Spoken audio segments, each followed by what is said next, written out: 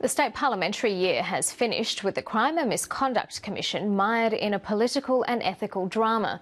Previously, secret transcripts have exposed glaring contradictions in the acting chairman's evidence to a parliamentary committee, potentially a criminal offence.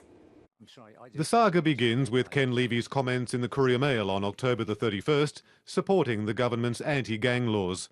Dr Levy originally told the Parliamentary Crime and Misconduct Committee he didn't discuss it with the government beforehand. Did you have any discussions with anyone from the government?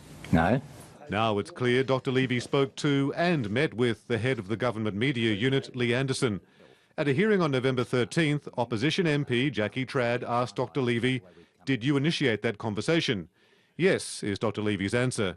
Then, in another hearing just this week, Mr Anderson told the committee he was confident Dr Levy would express his views independently. The opposition's Joanne Miller said to Mr Anderson, "You coached him, did you not?" "I assisted him," Mr Anderson replied. All of which is different to Dr Levy's various responses to the committee. So, two serious situations. The CMC chairman's version of events has changed several times. On the other hand, the government believes the important parliamentary committee is biased and dysfunctional.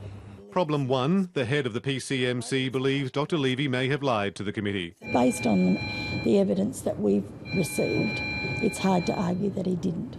Problem two, the political fallout. Can the Premier please advise the House when he first became aware that the acting chair of the CMC, Dr Ken Levy, was having a meeting with the Premier's head of his government media unit, Mr Lee-Anderson? The head of the CMC and the Deputy Commissioner of Police have been to the 13th floor. Scary music plays. I mean, you know, that's where Cabinet meets.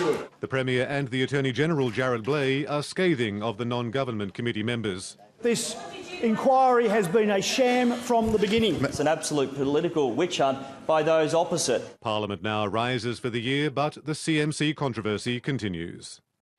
And for more on this, let's go to state political reporter Chris O'Brien at Parliament House. Chris, there's been a late development with Ken Levy just putting out a statement. What does it say? Karina, he strenuously defends his independence, and Dr Levy, in this statement to the House, puts on the record his concern that the proceedings of the parliamentary committee were conducted in an aggressive and partisan manner, he says, which seemed designed to undermine his independence. So we'll hear more about this as the days go on. So, Chris, on a separate issue, Scott Driscoll has failed in a last-ditch attempt to avoid a $90,000 fine. He has. The talking was done by his lawyer in Parliament today, Karina. Of course, Scott Driscoll quit Parliament this week, but was still required to appear today to answer contempt charges in relation to $500,000 that he didn't declare in interests and that he misled the House. So that political drama has continued.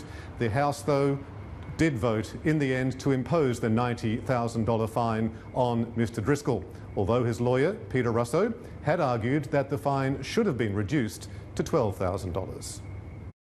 Mr Driscoll has lost prestige in the community.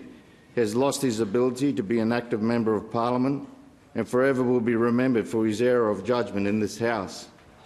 He has lost his political career, and this is a significant consequence to himself. Mr Driscoll leaves Parliament a broken man. It is a staggering deception of myself and others in the senior team who asked him direct questions on these matters, and we clearly were not getting a straight answer at all. So, Chris, what's the political fallout likely to be?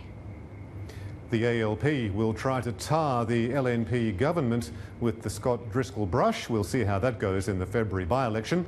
But I should also tell you, Karina, that on this very busy last day of Parliament, Michael Caltabiano, the former head of the Transport Department, has been cleared by the Ethics Committee of misleading Parliament last year.